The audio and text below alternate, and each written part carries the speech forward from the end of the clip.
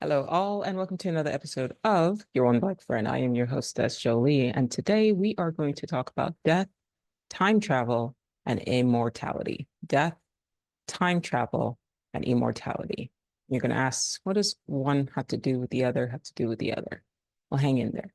I want to first say, I want you to come off this episode. I want you to finish listening to the episode with the understanding that, okay, nobody dies. I also want you to come away from this episode with the understanding that you are not a one-dimensional being. You're not a two-dimensional being. You're not a three-dimensional being. You are a four-dimensional being having a three-dimensional experience. Everything I'm about to say, don't tune off.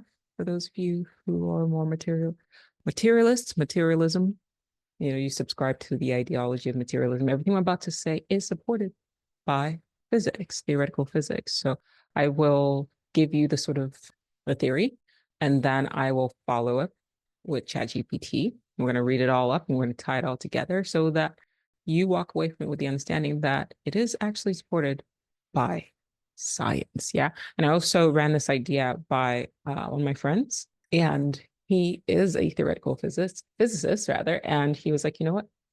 On this rare occasion, we actually do agree. And so he agrees. So yes. And then we're going to, like I said, I'm going to run things through ChatGPT. I'm going to read what ChatGPT has to say. I'm going to give you the idea. You're going to sit with it. And then we're going to follow up with the science. It's going to be a fun episode. But I want you at the end of the episode to go, wow, that's amazing. And okay, maybe we should not fear death. Okay. You are a four-dimensional being having a three-dimensional experience, but you aren't this one entity that just lives on the day-to-day, right? The linear flow of time that we perceive, this day-by-day perception, this day-by-day experience, is an illusion. All of time is happening right now. First things first, let's tackle this idea of all of time is now. What does that mean? Okay, well, first off, if you've had a chance, or if you haven't had a chance, go to my Instagram channel at joli.artist and look through the most recent videos. I actually broke them down a little bit. This idea of what I'm about to discuss about to you, what I'm about to discuss today, nobody actually dies, and also the idea of all of time happening right now. Okay, so let's tackle all of time happening right now. You heard the expression, it's 5 o'clock somewhere, right? So that means at any given point in time, right now, it's 4:44 p.m., right? Somewhere out there, it's 5:44. Somewhere out there, it's 6:44. Somewhere, all time is represented in the present moment according to whatever time zone you're in. Okay? Okay, so you with me? So it could be 6 a.m. right now, but it is 5 p.m. somewhere. It just depends on where the now you're in. We're in space time, or I should say, before I jump ahead, where in space are you presently located, right? So I could be somewhere in space. And when I say space, I don't mean outer space. I mean space in terms of your geographical 3D location, right? Time zones. Now, if you are in London, it's one time. Yeah. But that time could be midnight, right? And then somewhere else, still now, but their now is 5 p.m. Somewhere else on this same plane that we call Earth, okay, it's 2 a.m. It's so all times are happening right now. And that's just in space. I want you to take that idea, expand it, and then we're going to talk about all of eons and epochs and ages of time, basically in the exact same way. Everything is now. It just depends on your location in space time. So right now, think of our location in space time. 2024 is our now. You want to think of locations in space time the way you think of time zones. So everyone's having a now, right? If something happens to the moon, everybody around, the entire world will sort of have their different experiences. We're going to look up, well, depending on the time of day, right? But it's all happening now. It's just different people might not see the moon but they might feel the effects of it, but simultaneously, because everything is now. So the same thing, except think of it in space-time. So when I say space-time, it's the fourth dimension. That term space-time was coined by Einstein. And what he did was he took space, right, 3D location, and then he wove it with time to account for both in its own dimension. Simplifying terms, but I want it to be understood by like the regular average person. Okay, space, time, together, space-time. It's like a fabric together. Okay, so that means Roman Empire, Egyptian Empire, what we call the future, Mars colony. It's all now happening right now in exactly the same way as time zones. The only problem, and it's only problem right now, as in our now, is because of our location in space-time. The only problem is that we, right now in 2024, we don't yet have the technology to travel through space-time the way we have the technology to travel through space. Okay, so for example, go back 500 years ago. If I was born in Nigeria, right? And I was, okay. But that's all I knew. I didn't know of the existence of Antarctica.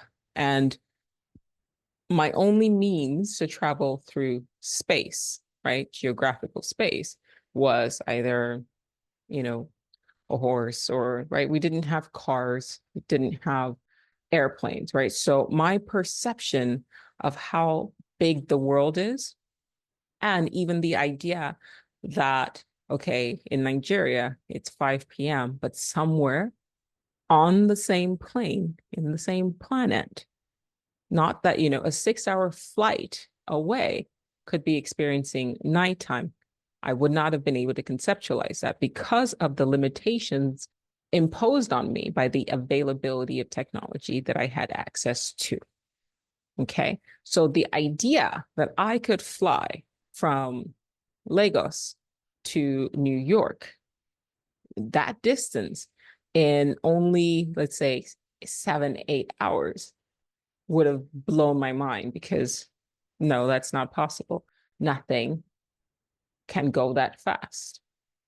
So my idea of what was possible for me to experience and for humanity to achieve was limited by my imagination. But as we all know, you can absolutely not just travel, but fly in the air on a metal bird and cut distances that would have taken our ancestors months, if not years, to travel. We are able to traverse that in relatively very short amounts of time. Okay? You see how space and time are intertwined? You can't talk about traveling through space without also accounting for the amount of time it will take you to travel through space. So that's why Einstein sort of wove them together. And then you take it and you move it up to a different level, which is what we're discussing right now. Okay, so we right now, in terms of space-time travel, are the equivalent of technological advancements of, like, say, 500 years ago.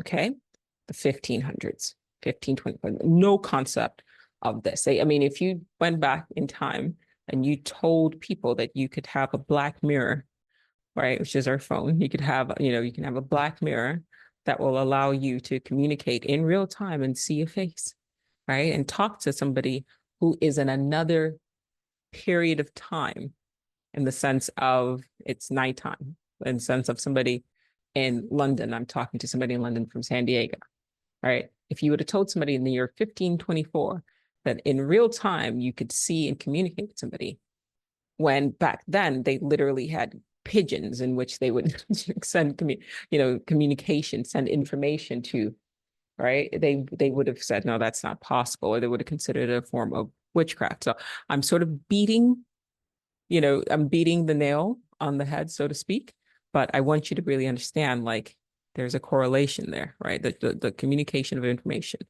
over space used to take much longer than it does now. And that's going to evolve into communication or traversing space-time, right? Right now, we can travel through space and even in weird ways through time with our present level of technology much faster than our ancestors did. And that's going to become even more mind-blowing. I don't know if we're going to live to see it, but that doesn't take away from what I'm about to say. Okay, so keep that in mind as we go forward. All of time is now. All of the ages are occurring right now. There will come a time where time travel will be just as commonplace as space travel is today. Space travel in the sense of, okay, I'm going to hop on a plane and I'm going to fly to another continent. Okay, I'm going to hop on a time machine device and I'm going to travel to another time zone, another age. Would we or will we be able to do this biologically? That I'm not sure. Or is this something that we would have to do with propulsion, if that's the right word, projection of your consciousness through space-time instead, through forms in space-time? I've talked about this before, and I just wanted to dedicate a whole episode on this. There's a book called Recursion by Blake Crouch, one of my favorite authors. And in it, he actually discusses time travel, but he uses a machine. And they're doing that. They're sending people's consciousness through time, not physical form. Now, is there a way to travel through time physically? Yes. It is actually, though, easier to travel from the present to the future than it is to travel from the present to the past. From the present to the future is sort of, you just need energy, right? There's things that you can do. You can use like wormholes or Einstein Rosen, you guys know how much I don't want to. And I'm just immature. It's not even, the word didn't do anything to me, I'm just immature. But you can use wormholes, Einstein Rosen bridges to travel, right? From one location in space, time to another. You can use the event horizon on in a black hole. You see that in Interstellar, for example. You could harness something like a really, really concentrated form of energy that would be necessary to propel you forward at light speed or faster. There's easier ways to do that. Easier ways. You could cryogenically freeze yourself, which basically you're putting your mind in stasis, right? And then time just kind of goes on around you. You're still traveling through time, right? But then once you are unfrozen, you hope that it happens at a period in time where the humanity has advanced technologically, and then they can restore your body to the form that it was before you were frozen and heal whatever it is that killed you. So all of this is possible. It becomes a little bit more complex going backwards. It is still theoretically plausible to travel backwards. It's just sort of outside of our wheelhouse of understanding at this present moment. But once again, it would have taken somebody with a keen level of imagination and understanding of physics to imagine what sort of machinery one would have to have. I mean, honestly, for somebody in the 1500s to imagine cell phones and how to make a cell phone, it's just, there's just things that we have to sort of go through, stages that we had to go through to get to the point where we now have cell phones, right? Somebody back in the 1500s could have said, you know, there will be a way for you to communicate with somebody that's far away. And maybe they kind of had an intrinsic understanding of this. I talked about this in my book, So You're Living in a Simulation. You know, the concept of a black mirror, right? A scrying mirror. That was a thing. Like people, it was considered witchcraft or whatever, but people would say, it was theorized that you could use a scrying mirror to communicate with entities on the other side, right? And it was a black mirror. And if you look at a cell phone, this is a black mirror. You see the reflection of my microphone on the thing.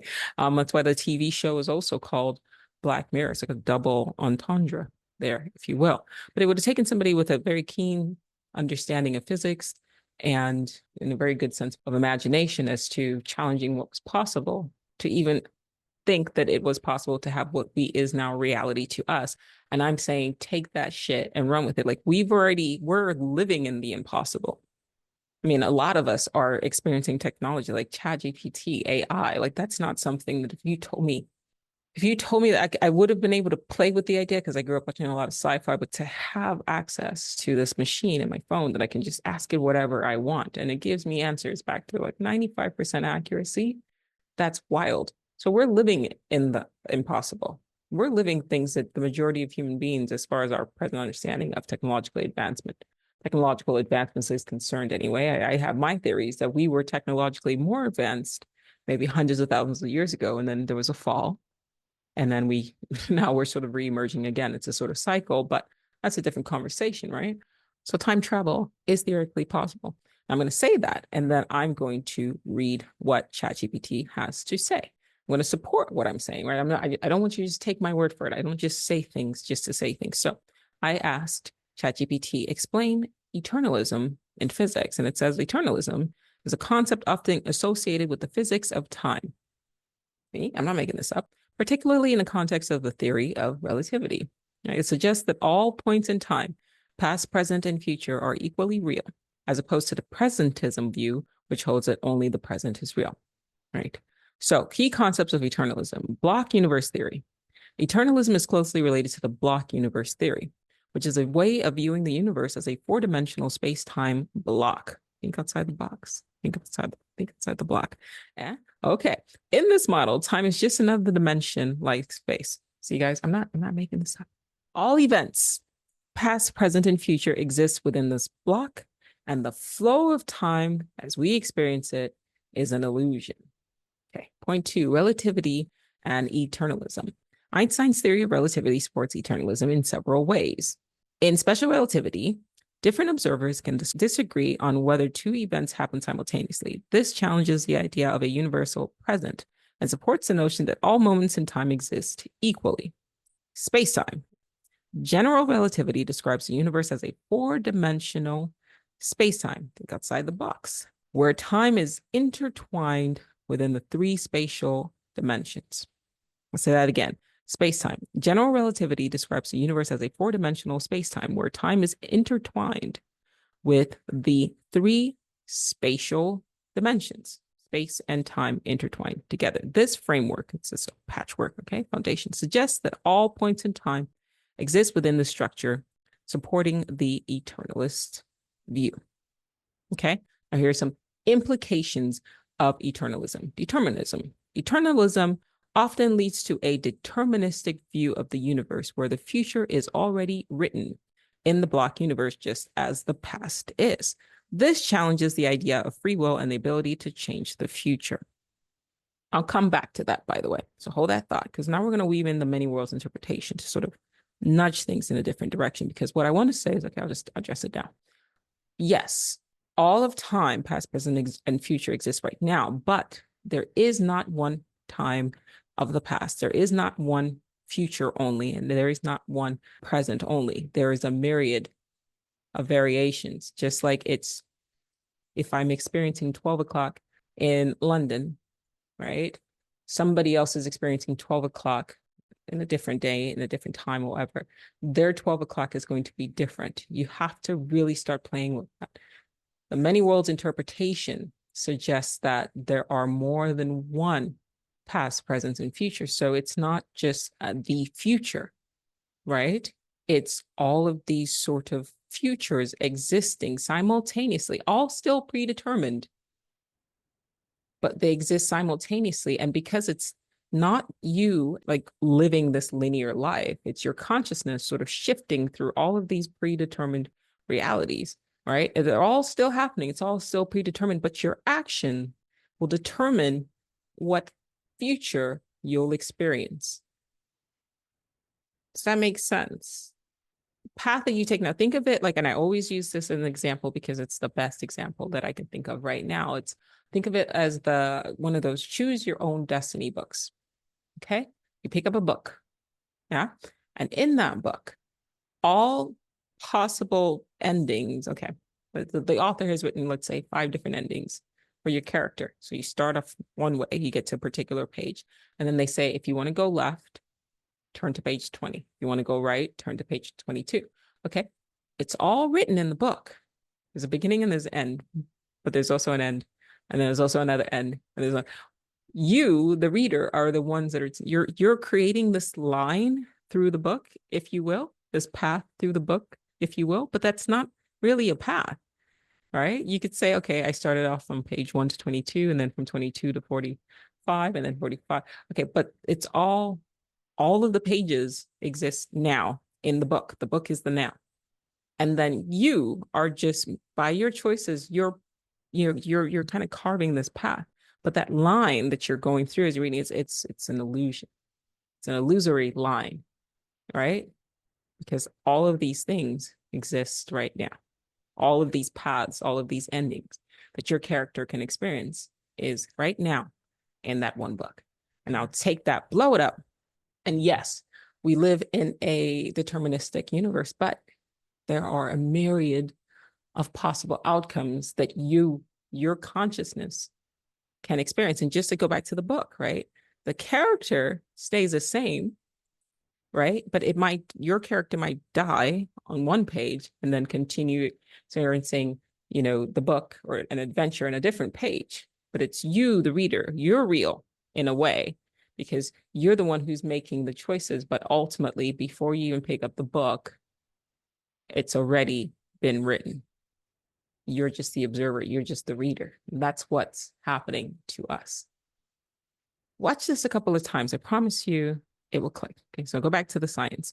Perception of time. If eternalism is true, our perception of time as flowing from past through the present to the future is a subjective experience. That's what I just said. Not an objective feature of reality. All moments exist simultaneously, but we perceive them sequentially, right? So like I said, you pick up the book. All of the endings are written in the book, but you're perceiving it as a sequence. Well, I did this, and then I did this, and then this. Yeah. That's just you explaining the choices that you made. Did you go to page 22? Well, that's telling one story. It seems like a sequence, but that's the illusion. You're just making the choices, but the choices are already there, which I think is just so cool. Okay. Philosophical consideration, free will versus determinism. Eternalism raises questions about free will since it suggests that the future is as fixed as the past. However, some interpretations suggest that while the future exists, we still might have some agency within it, which is what I'm talking about. Yes, it does exist, but it's not the future. What we decide, what we choose, right? There could be one particular path, but should you not deviate in any way, shape, or form from your programming, from start to finish, that's the story. That's the story that your life is going to have. But then there's some people, like people who are watching this show, for example, they go, wait, what happens if I do something else? All of a sudden, that path that had a high probability of occurring, right, becomes less probable because now you've done something random, you've done something. So now you found yourself in a less probable path, right? All existing right now, all pre-written, but you do have some autonomy there, some choice. You just have to consciously deviate from that programming that just feels so, like, if you're not the kind of person to jump on a table and dance in a restaurant, right? That reality experience is there. Like, what happens after you jump on a table, right? That's a different reality that's going to branch out, right? That's something that's a different, but more than likely, you have a particular personality, you have a particular type of programming, you have a particular whatever. You're more than likely it's very low probability that you're going to behave in a particular way. And as a result, that path, though it exists, it's is least likely you're going to traverse down that path. You're less likely to turn to page 25 if you're not the kind of person that moves in that way. Does I get it? So you almost have to do things that challenge your convention if you want to explore less probable reality. So you have thinkers like Gurdjieff and P.D. Uspensky. They're regular occurrences on the podcast. And they're saying, like, there are some people who their whole entire line is a fucking like high probability experience, right? In the sense of their genetic line. Like, they did what their father did, what their father's father did, because that's just, and so, oh, my father was a farmer, so I'm going to be a farmer. My grandson's going to be a farmer. I mean, to the point where they even named their kid the same name. Like, this is Thomas Anderson Jr., Thomas Anderson the third, Thomas Anderson the fourth, and they're just the same fucking person, like that. They're just living that highly probable life. And that's okay, right? That's okay. But then there's some people who go, wait, this is really hard. I want to be the kind of person that goes, well, fuck it. What if I do this? It's hard. It seems harder than it seems, it sounds easier than it actually is in practice. And so that's why you have to get into the habit of deviating and not reacting, choosing your responses. That's why I start the book, So You're Living in the Simulation, with that chapter about choosing your responses. The book is very nuanced, right? And on a surface level, it just seems like, okay, what are these random things? But I'm trying to teach you how to see your way through, think your way through into reality experiences that are pre-programmed in, but maybe less probable, right? So you're not stuck in that loop where you're doing the same thing over and over again, and it's just sort of a boring experience, unless you want to have that. That's okay too, right? Okay, so one more, temporal experience. Eternalism challenges our everyday experience of time, and the future is as real as the present. What does that mean for our understanding of change, causality, and decision making? Well, we just discussed that. It means a lot. So I guess I want to end it. So in summary, let's end it here. Okay. Well, anyway, yeah. Eternalism is a view of time that suggests all moments past, present, and future, in summary, are equally real and exist within a four-dimensional space-time structure. It aligns with the theory of relativity and presents a deterministic view of the universe, challenging everyday perception of time and raising philosophical questions about free will, the nature of reality, and the structure of the universe. Now we understand that eternalism is, a concept that is discussed in, the physics of time. Okay, that the past, present, and future exists simultaneously. And then we brought in the many worlds interpretation, which basically said that there is a myriad of reality experiences that exist right now simultaneously to be experienced by your consciousness, right? The idea of parallel universes, things on the other, like Marvel is really doing a great job exploring this concept. I mean, almost to the point where I think, according to Deadpool, they're beating the shit to death, but it's okay. I like it, actually. Like, I do like that people are talking about this, and then you can go, oh, point of reference.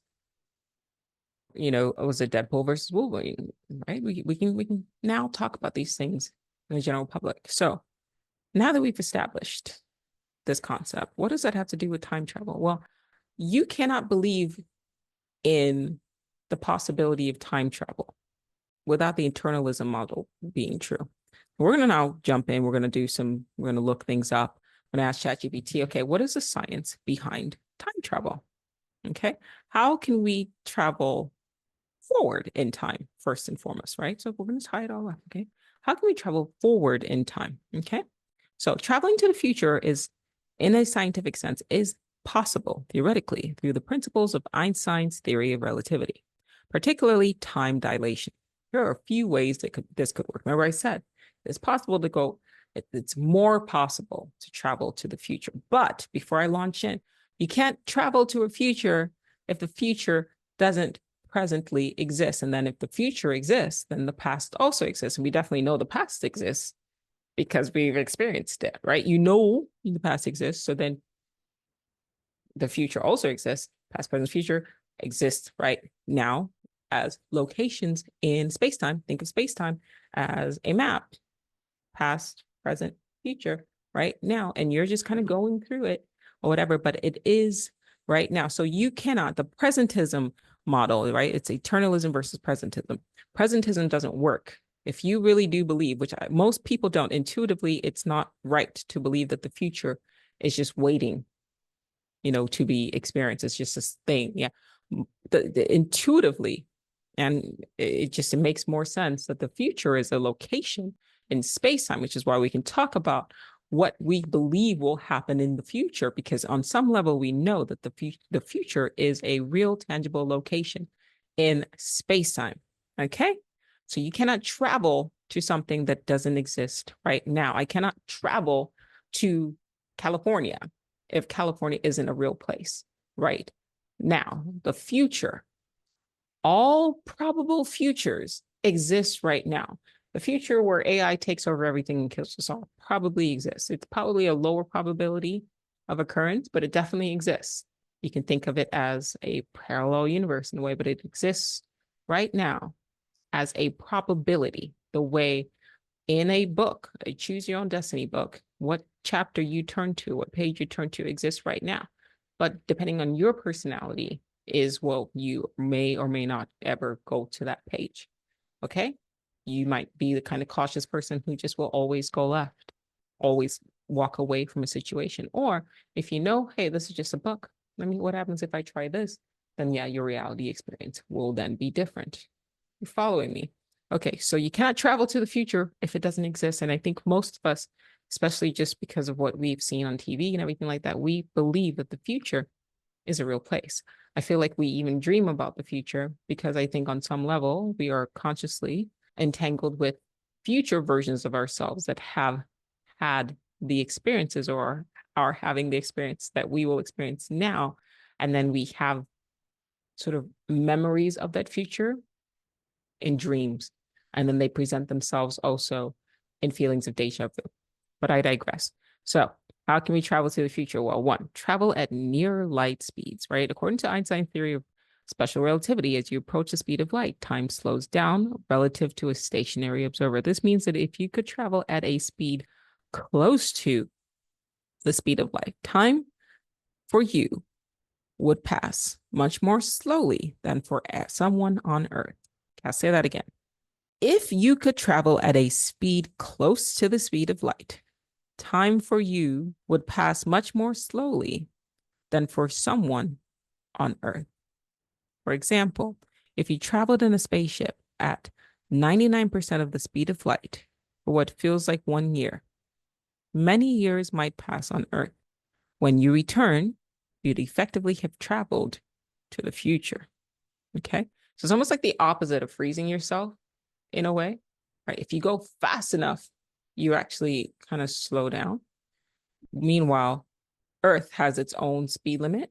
It travels at a particular speed.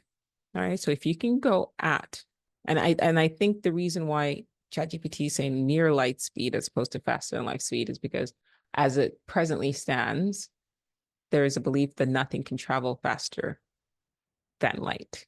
Although some people have argued that information can due to quantum entanglement, for example, but doesn't matter. Not for the sake of this conversation, even just light, like just traveling near light speed could basically slow down your experience through time and allow you to go faster than the rest of us on Earth, if that makes sense. So it slows you down so that it allows you, propels you to the future. Okay, so it's like the opposite of just freezing yourself. You're in like status in a way, and then time happens around you. So as I'm saying that, I'm thinking, well, is there a way for you to convert matter into some sort of light energy and then push you at that? But I don't know. But then, yeah, just look, I'm not, I'm saying like technologically, we're probably like 500 years, behind or 300 years behind, but it is probable, it is possible. Okay, so that's one example. Two, gravitational time dilation. In general relativity, time also passes more slowly in stronger gravitational fields. So it's like the movie The Time Machine, right? I think that's what he's using. He's using some sort of gravitational field. So he's trapped himself, or he used the machine that keeps him in one level of status, and then time is passing at its normal speed, but he's so slowed down that around him things are moving. It appears faster, but it's just he's slow. Okay. So if you were to spend time near a massive object like a black hole, so maybe in the machine, he maybe harnessed the power of a black hole. I don't know. I don't, like I said, sci-fi, but there's going to come a time when science fiction becomes science fact, right? Time would pass more slowly for you than for somebody farther away from the gravitational source. After spending some time near the black hole and returning to Earth, you would find that more time had passed on Earth than for you, effectively bringing you into the future. Once again, it's like freezing yourself, but you don't have to actually freeze yourself. I believe they did this in Interstellar when Matthew McConaughey's character was like, messing about strings, whatever. And I think he he just kind of lowered himself within the event horizon of a black hole. And that was how he was able to travel through time. But I don't remember if he went forward or he went backwards. I know backwards time travel was a little bit difficult. I'm going to tie this all together, by the way. But trust me, you are immortal. Okay. I just need to lay down the foundation. So I'm not just coming at you and you're just like, what is she talking about? I want to lay it down and then we're going to go some more. So number 3, it says cryogenic sleep. Again, it's like freezing yourself, right? Hypothetically, though not a method of time travel per se. I think it is. The idea of cryogenic sleep or stasis, where a person is put into a state of suspended animation.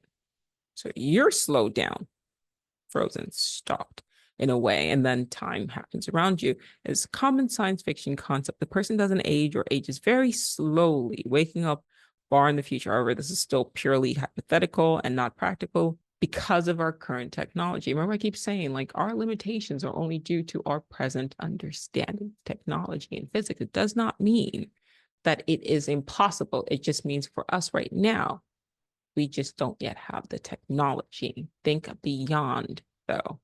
Like the imagination, like when I go to create a piece, when I go to paint something, I have to start here in my mind. It's possible. I can do this. I have the ability to do it. And then I have to figure out the means in which to execute the desire that I want to achieve. Does that make sense? Okay, so let's see. Time dilation from space travel. Astronauts experience a very tiny amount of time dilation due to the speeds they travel in orbit. For example, astronauts aboard the ISS experience time slightly slower than people on Earth. This is a minuscule effect, though, and not noticeable over short periods. Okay, so it says in practical terms, achieving significant time travels into the future through these means requires technologies and energies far beyond what we currently have. I just said that. But now time travel to the future beyond remains within the realm of theoretical physics. So it is possible. We just aren't there yet, technologically speaking. Then I asked, well, how about the past? And now this one, it's a bit more complex and a bit more speculative compared to time travel to the future. It didn't say it was impossible. It just said it's more complex. But here are some concepts. One, wormholes, right? A wormhole, the Einstein-Rosen bridge, is a hypothetical tunnel-like structure that connects two different points in space-time. Okay, so think Stargate. Yeah. If such a structure existed and could be stabilized, it might, in theory, allow for travel between different times as well as different places.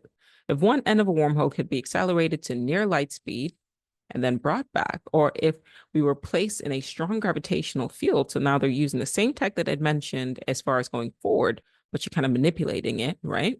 Time dilation could cause a time difference between the two ends. It could potentially allow for travel to pass through a wormhole. However, this idea remains speculative and no evidence or practical method for creating or stabilizing wormholes exists. Right. We're not there yet.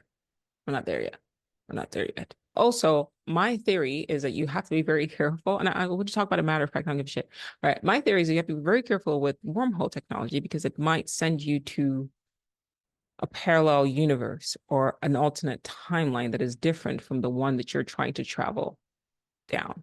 Does that make sense? I've talked about this before. Don't want to go into it again, but go back and watch the episode where I talked about that, like the movie Back to the Future, when he went back and destroyed the Pines, the Twin Pine Mall, and it became Lone Pine Mall. What I was trying to explain was that I don't think he went back to his own future. I think because they were using the DeLorean technology uses wormhole technology. I think once he destroyed one of the pine trees, he sort of, that was a choice, right? Remember I said the choices that you make will shift you into a myriad of probable realities. So once he damaged the tree, that choice changed him. It didn't change the future. It changed the path that he was on. They're messing with things I don't understand.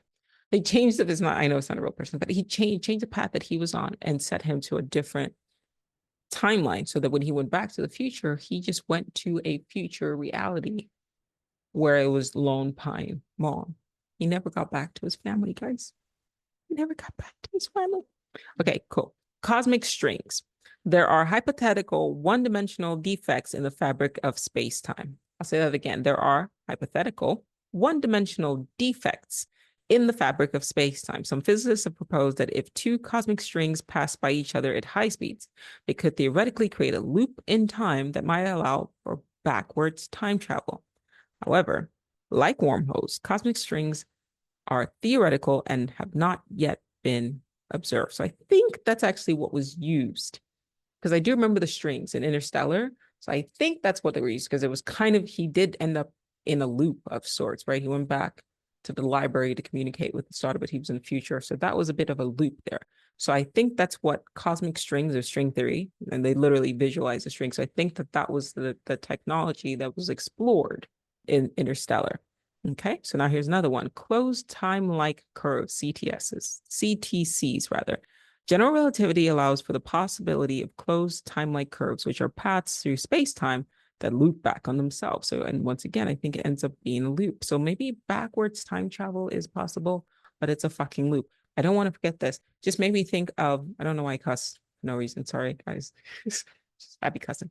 Anyway, it made me think of Anthony Peake's Is There Life After Death and Labyrinth of Time and Cheating the Ferryman and the Daemon concepts that he talks about are more or less the same, but he explores it in different ways. And basically, he says that when you die, right, your daemon is created and you get sent back to your own life to start the loop over and over and over again. And so that could be a sort of like mechanism that is used within the fabric of the construct of our reality. It could be a mechanism that is used within the fabric of the construct of our reality to send our consciousness back into our own forms, our own bodies, to loop the same life over and over again. And then maybe you can make certain changes to send you down different paths. Okay, so now let's go back to this. So the CTC would allow an object to return to its own past. I haven't even read this, guys. I just looked some shit up and I was like, I'll read this with it. So here we go. Like, okay, this is cool. This is cool. One proposed method for creating a CTC involved rotating black holes, the Kerr black hole, or other massive rotating objects. However, CTCs raise numerous paradoxes, such as grandfather paradox, and their existence remains speculative. Okay, so in my book, So You Live in a Simulation, I actually talked about that, that you could go back in time, but you literally can't change anything. You can only observe. Like if you're sending your consciousness back through, let's say, using DNA, you can only observe what like your great-grandparents experienced. You can't go back and kill Hitler if that didn't happen in your timeline. The moment you go in and you change anything, you either will cease to exist or you'll send yourself on to a parallel universe where that happened, right? Because it's not just one future. If you're going to build a time machine, you need to understand that it's not just one future, okay? I don't want people out there sending people out into, time and now they're floating, in the ether or somewhere because they didn't understand that it's not just one future. It's very important for people in the future who are watching this right now. Don't operate on the premise that it's just one future, okay? I'm smiling for those of you who are listening. Right. The grandfather paradox and consistency constraints. One of the more famous issues with time travel to the past is grandfather paradox. If you traveled back in time and prevented your grandfather from meeting your grandmother, why would you fucking want to do that? If you want to commit, Harry Curry, then just I feel like it's easier ways. But anyway, whatever. You would never have been born and therefore couldn't have traveled back in time in the first place. And once again, my response to that is no. You cannot say that eternalism is a thing, right? And then also have a grandfather paradox, because the moment you travel back in time and you try to do something, you just shift. You literally that choice. If you're going in with the intention, right? So we're going to bring in the double slit experiment. If you're going in with the intention, you want to experience a different reality, right? That desire is going to set you on a different path. That grandfather that you're killing, right, is not the same grandfather that birthed you. You are now in a different reality. You cannot travel back in time or forward time without accounting for the many worlds interpretation. Okay, it's not just one time. So for scientists out there, physicists out there that are working on time machines, you need to understand, like, you have to take into consideration the many worlds interpretation and the eternalism model. Like, you have to move them together. These are predetermined realities. But if you go in, there is no paradox. Trust me. But whoever designed our reality, they're not stupid. There is no paradox. You're just going to go to a parallel universe. Your grandfather that you killed is not going to be the same grandfather. You're in a parallel universe. You will continue to exist. It's just you're now in a different timeline. Bada boom, bada bing. Like, it's not that complicated, but okay. There we go. So various theories have been proposed to address this, including the idea of self-consistency, where any actions taken by a time traveler were always part of history. I like that.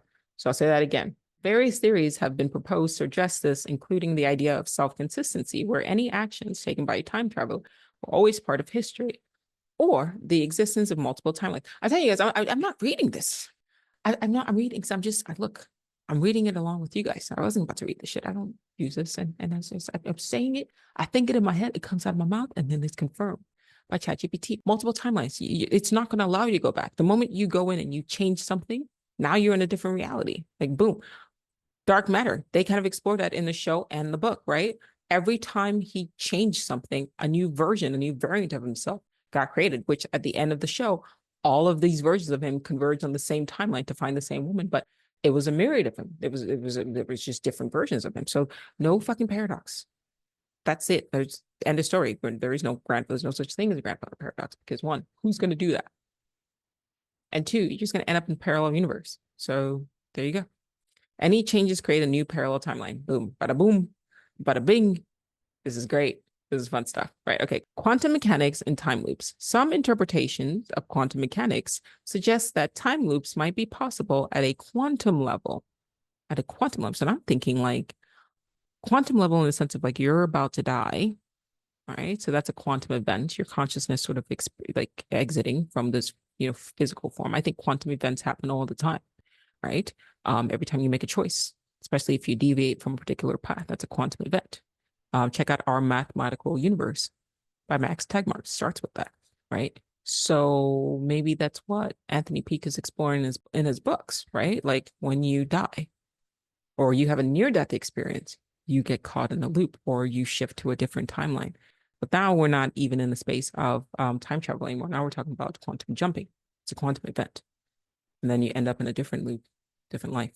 Same avatar, different life experience. We're just like living, like you don't know this shit is happening. Here are people out there like not thinking about this stuff. This shit is fun. Okay, number 6, no-go theorems. Various no-go theorems in physics suggest that time travel to the past might be impossible because it could violate certain laws of physics like causality, the principle that cause precedes effect. So that's the counter to that. And my response is, what do you guys know what I'm about to say? What's my response to that? Parallel universes. That's it. They're there. That's a thing. Yeah, it's a thing. Okay, so cool. Now we got that established. How are you immortal? You see where I'm going? Okay. Right. So you are a 4D being. You are a space-time being. Just by existing, you are a space-time being. You aren't just Joe, right? Sort of going through time. Or Ron, or Riku. You're not. You're this being that is spread out through space-time. There's variants of you. So the second video I have on my Instagram channel is I say, every time you learn something new, you die. I really want to remove any fear around this world death. Like the only thing that's bad about death is that right now we just don't have the technology to interact with past variants of people we love. What do I mean by that? Okay. If all of time is now and you are a 4-dimensional being, then that means that you are located in space-time at just particular periods. Okay? So from my birth to now, there's different variants. There's baby Joe, there's teenage Joe, there's young adult Joe, there's adult Joe, right? Every single day, I'm spread out because it's my consciousness. Think of like this like snake that's moving through space-time. Okay, it's my consciousness that is weaving through this like all these different forms. I go to sleep, I wake up in the form. I'm Joe for today, and then the Joe tomorrow, and then the Joe, and there's this consistent material being that I call this my avatar, or you call Joli or whatever, right? But it's not. I'm not the body. The body is a vehicle in which I'm experiencing this reality. But my I, the I, that's a weird face I'm making. Anyway, the I is me. Does that make sense? Okay, so if I were to die yesterday, I don't want to say today, because if I were to die yesterday, okay, all that means is to a time traveler, if they wanted to have a conversation with a particular variant of Joli, yeah, after a particular date, Joli no longer exists in this timeline period. I'm not talking about the like many worlds interpretation right now. I'm just talking about in this particular timeline, you cannot find or talk to Joli after, let's say, August 7th. Okay. So from my birth, I'm not telling you all my birthday, but from my birth, I'd be lying to you, by the way. I just thought I remember this. So let's just say I was born in Okay, I'm not gonna lie. Okay, I just realized it's not necessary. Anyway, when I was born to August 7th, 2024, if somebody had a time machine, okay, if I died August 7th, 2024, okay, somebody with a time machine, they wanted to find Joe, they would just have to search between, like, let's say 1995. It's not when I was born. So for the sake of this experiment or explanation, they would have to search between 1995, September 5th, 1995. I just made that up. So, September 5th, 1995, till now, August 7th, 2024. Any variation of Joli that they want to interact with, right? They have a time machine. They can set the coordinates to that particular date, and then go and talk to that version of Joe in this reality. Now, we're weaving in quantum immortality and the many worlds interpretation, okay? I could cease to exist in this reality. Joli could cease to exist. You can remember the episode I talked about where I said death only happens to other people? People all around me in this reality could see that, oh no, Joe died August 7th. But who I really am, my consciousness, I would have no idea that I died. I would just go, oh shit, that was a close call.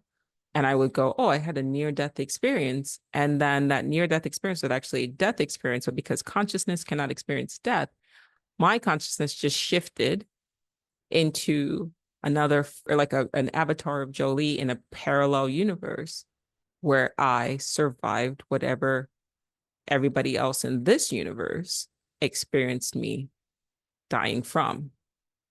And for more explanation of, okay, what happens to the bodies that you shift into and the consciousness, please go get my book. It's in the book. Yeah. So you're living in a simulation, available on Amazon, right?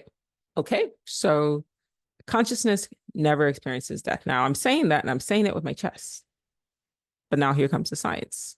Quantum immortality is a concept in quantum mechanics suggesting that a conscious observer cannot die in any possible universe. Instead, they continue to exist in parallel realities where they survive any event that would otherwise be fatal. This is ChatGPT.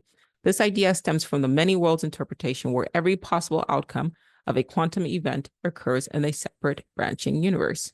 The idea that consciousness cannot experience death suggests that consciousness, by its nature, cannot perceive or be aware of its own cessation. Since death would evolve the end of consciousness, the state of being dead is never experienced by the conscious mind, leading to the idea that from the subjective perspective, one is always alive. Energy cannot be created or destroyed, only modified. Consciousness cannot be created or destroyed, only modified. You will never experience death. There is forgetfulness. There is unconsciousness, but one is always alive. This concept is often linked to theories in philosophy and quantum mechanics, such as quantum immortality. That's the science behind it, folks. Okay. So supporting what it is that I'm saying to you guys. Okay. So, one, if I were to die August 7th, 2024, I don't actually stop existing. It's just you cannot interact with me after a particular date. My consciousness can continue to snake on into a parallel universe. And then if you happen to have a machine that can not only travel through time, but also through parallel universes, which I wonder if I don't think the TARDIS can do. Yes, it can. Oh my God. What the fuck? There was literally in the season with was it David Tennant's doctor went to a parallel universe. Yeah, and that was guys, that was terrible. I'm a terrible Whovian. Yeah. If you had a TARDIS, you could also travel through different dimensions in space, time and relative dimension in space. Shame on me. Anyway, yeah. Okay. Anyway, back to the conversation. Right. So if you had a TARDIS or something an equivalent of a TARDIS, right, you could still find me even if I cease to exist, or my consciousness could no longer be located in that particular time line. you could still find me in a parallel universe where I just kind of went on, which means, like, I don't think you guys are really deeping how fucking amazing we are. It means that because all of time is now, all variance of me is now. My consciousness is existing through all of these variants of me in space time. That's not even counting like past lives, the same consciousness. So you wake up in the morning, you look in your face and you go like, oh, this is me. I'm this small, insignificant thing. This is what they keep fucking telling us. And it's absolutely bullshit. Like, once again, time travel, we already explained, like, look, it is possible. Okay. So if I had a time machine, I can go back and I can talk to my grandmother. All variants of her exist right now from when she was born in the 1930 to when she passed in the late 2000s. All of her consciousness is kind of spread out throughout all of these days. So she's not this one. She's not my grandma. She's my grandma across all of like space and time. And then if you take that and you blow it up and you take the idea of the Brahman, that we are all one, like then we are all one, spread out through space and time, everything, everywhere, all at once, everything, everywhere, all at once, everything, everywhere, all at once. Take it out, we're in the macro, bring it back in. Let's say that again. My grandma is not this, little old lady that's confined to this one form. She was this consciousness that was spread out in our reality or across a myriad of realities, because once again, the concept of you're constantly shifting, because how many near-death experiences have you had that were actually death experiences and you're just leaving a trail of bodies in your wake?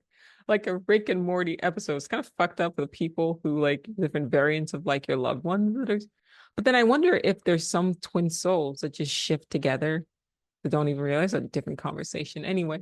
But yeah, like you're not this one thing stuck in like this, just so like the one past, one present, one future, and then you die.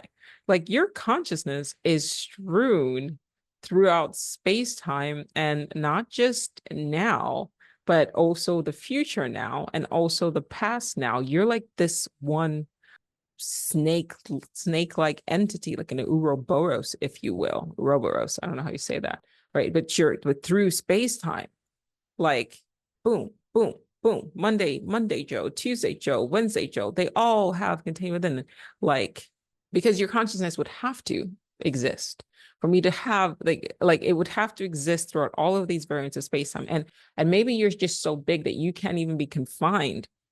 Like you're so much of a powerful fourth dimensional entity that you've literally been fractured through space-time, that the whole contains, or the fragments contain the whole, and the whole contains a fragment. You're like a hologram. You're spread out, and each day of you is just one fractal of this grand entity, this grand consciousness that is like you.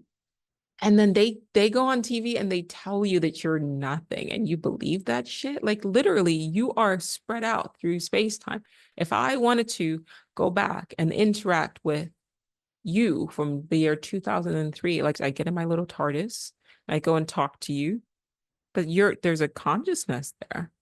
Maybe as you've moved through space-time, you've become more and more like that consciousness has grown, right, in intensity or whatever, but there's still a fragment. You're leaving fragments of your consciousness through space-time, which should say just how powerful you are, how magnanimous you are, how uncommon this is, how beautiful a human being is. Human being, as in you are being, you are being, to be in a state of being throughout space-time. Nobody fucking dies. You don't die. There's just a moment in which, in one reality, you can't be accessed anymore with a space-time machine. But as I said, consciousness never actually dies. So you just near-death experience shift. Near-death experience shift. Shift, shift, shift, shift, shift. That's why I start my book talking to you saying you are a shifter. That's what we actually are. We are shifting through space-time. in different forms, all of these bodies, having all of these experiences, and you're boom, boom, boom, boom, boom, traveling through space-time. This idea of locality is an illusion. I'm not the only one to say that. I'm trying to think of the myriad of authors that have basically said the same thing. This idea of locality is an illusion. Nobody actually dies. Mourn, yes, if you lose somebody you care about. I think the only disappointment is that, look, I don't presently have a time machine, right? So, you guys hear me, I always talk about my little sister. As it stands right now, if I wanted to go and talk to her, I don't have a machine. We just don't have the technology for me to go back, to when I lost her. And maybe even go back to the day before I lost her and send my consciousness back to the day before I lost her, become super aware at that point. Just give her a big hug.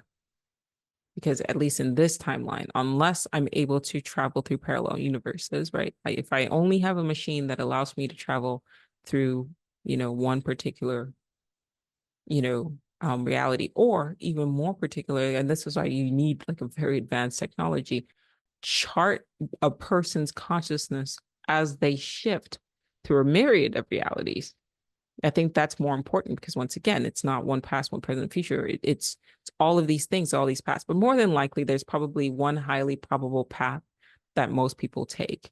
Okay, so they would have to be a way to sort of have like a signature that this machine can kind of tune in and then track where you shift. But then, if that's the case, if it can track, then I should be able to track anybody through space-time and across any reality that their consciousness has shifted to.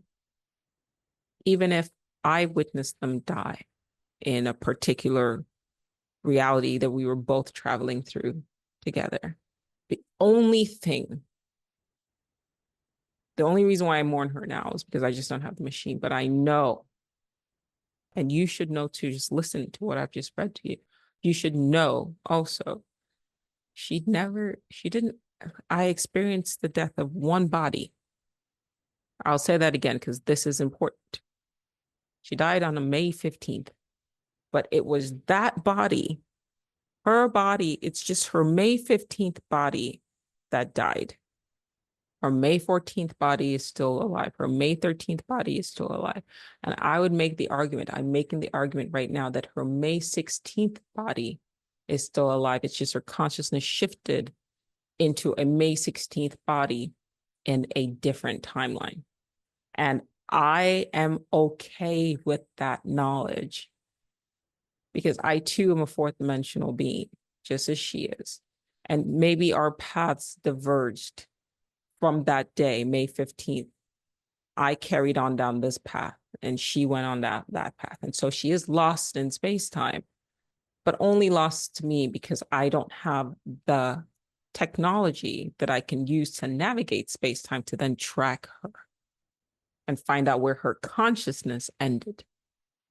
But the fact that I know that it was just that one day, that one vehicle that she had that for just that day was what died. But her consciousness is still stored throughout. Her consciousness is in May 13th. Her consciousness is in May 14th. And a consciousness is also in May 16th. It was just the 15th that failed. I'm at peace. Just that day. You see, we're stuck in the illusion of this linear flow, but I read it to you. It is the linear flow is the illusion. It is important for you to note and have this stick because you've seen me. Go back and look at my videos because my hair is constantly changing. You know what I mean? Like some days I'm like, I've gained weight, some days I've got makeup, but these are, in a way, technology is already tracking that. Film yourself every day. Technology is tracking. Technology is telling you this is not the same body. If you just wake up the random fucking scratch on your body, like, where the fuck did that come from? Our technology is showing you, hey, these are different bodies that is housing the same level of consciousness. Go back and look at your baby pictures. It's still you, but it's you spread out through time. you can't die. Maybe one body dies in one day. Just that day, that body fails. But your consciousness goes on because your consciousness cannot die. Your energy, it cannot be created. You've always been, cannot be destroyed. Your body failing, it's like a cell phone. If I drop my phone, oh, fuck, okay, I'll just get a new phone. The data still exists. I just have to transfer that data with some other form. Technology is showing us this. It is happening as below, so above. Nobody ever actually dies. If you can just hold on to that. Okay, yes, I don't have the technology to travel back and go talk to my grandma. And not even just going back. I don't have the technology to travel future and to a parallel universe where she survived her stroke. I don't have the technology to track her consciousness through her re-loop or to her reincarnation as something else or someone else yet.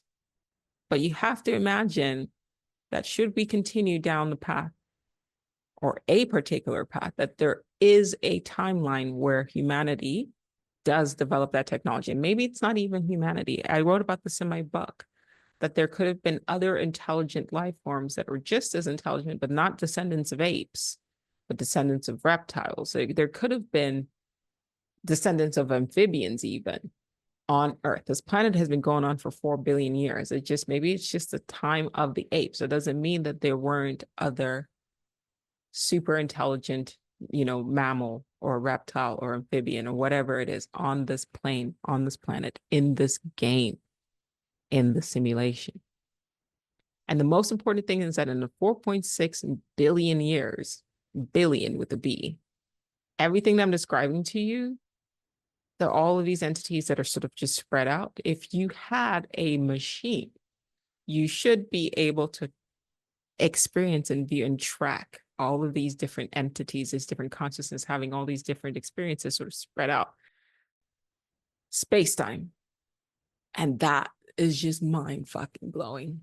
All the worlds that are out there. This isn't it.